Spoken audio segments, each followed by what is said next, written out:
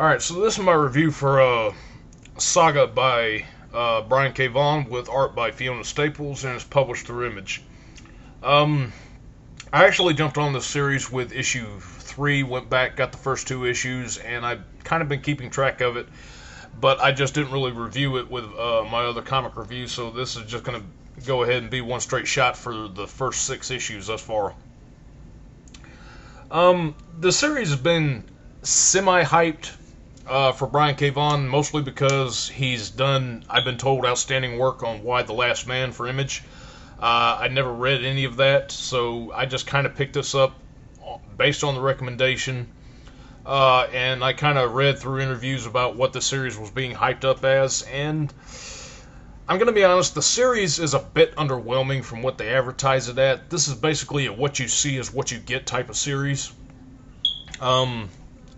Apparently, through a couple of interviews, Vaughn said this is kind of Star Wars meets Game of Thrones, since both of those are still popular, and this is Star Wars for perverts, which is slightly up my alley. So I kind of went and checked this out because I am used to kind of reading stuff that which might be seen as strange or grotesque to a lot of people, and you know the series is not half bad. As I said, it's a what you get is what you, or what you see is what you get type of deal. It's nothing more, nothing less than that.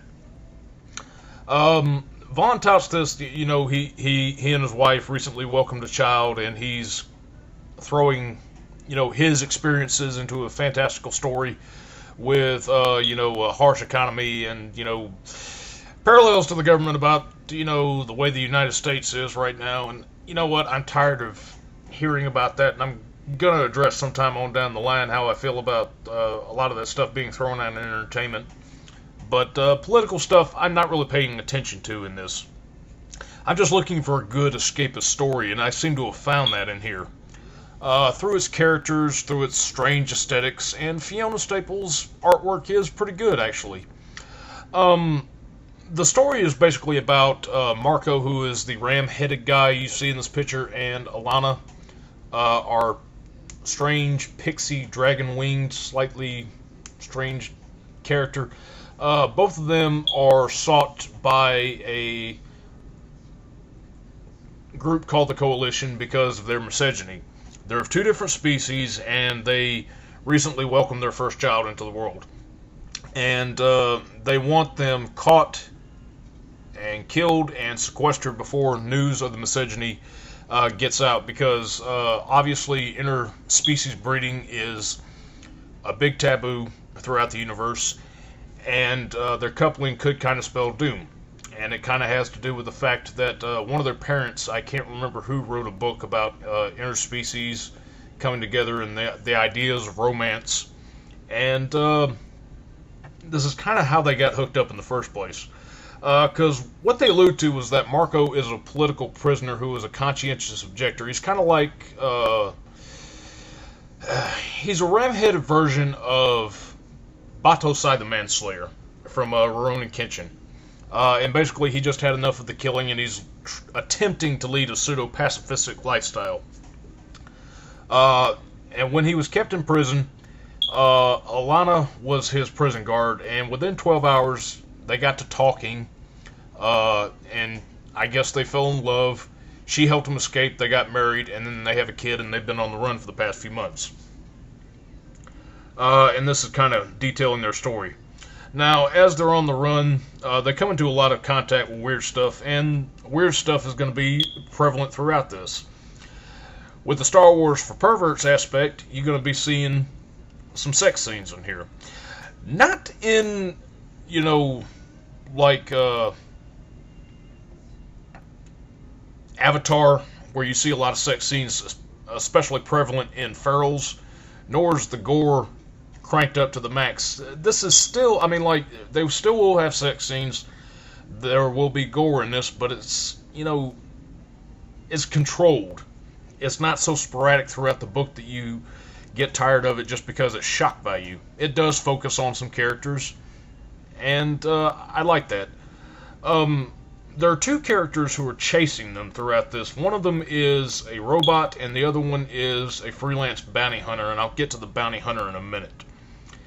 We have this the first character, who's named Prince Robot the Fourth, who's like, his father is the king of this robot race, and they have television sets for heads that are attached to human bodies that function as normal human bodies would. And, you know, that's kind of obvious with the sex scene that he has with his fiancée in, I think it's the second issue, which is kind of a bizarre but yet somewhat slightly funny sight, which is just seeing these two robots having sex in the book, which is weird, and it's not eating up the entire book, thankfully. So if somebody, like, you know, if Ray Profess is listening to this and he's kind of, I know I talked to him and he was kind of put off by Farrell's having a sex scene in every book. Well, you're going to get sex scenes in this book if you're interested in checking it out, but it's just not going to be entirely prevalent, so you might warm up to this a little bit. We also have a little bit, since this is sort of a fantasy in space, we also have the storytelling which is told in this.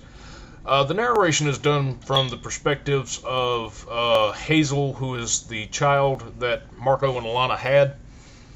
And even though they don't show her future self, she's obviously remembering this in the future and just kind of backtracking and telling the story, or seems to be suggested that she's kind of aware of everything that's going on as an infant, and she's just taking into account everything that's going on with her.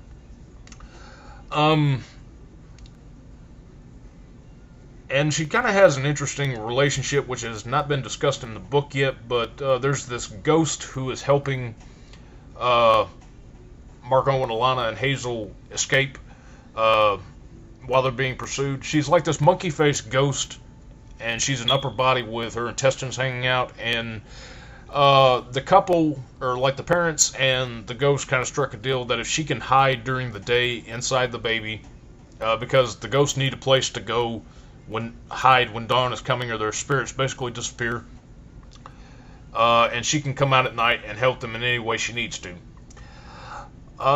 which is, it's weird, but it's still pretty cool nevertheless. The other character I forgot to talk about real quick, the freelance bounty hunter, the Will, is probably single-handedly my favorite character in this book so far. He's kind of touted up like Boba Fett, but we just get to spend much more time with him than we did with the Boba Fett from the Lucas Star Wars movie. He's human, and he has a pet lion cat, which follows him around, and it can detect when someone lies, and it keeps saying meow, lie, and it's strange, but it's fun, nevertheless. And you start getting a turning point for his character. You might think he's a straight-out bad guy until we get to issue 4 of the series, where we kind of start seeing a more nobler side to him, and which, ironically, the 4th issue is also the strangest of the issues thus far, with the visit to the Sextillion planet, and seeing all the different fetishes which are catered to on the planet. Because, like, when you open up the first page of issue 4, he meets these faces which have legs to them, and it's really weird. But overall, the movie, not the movie, but the series is good thus far.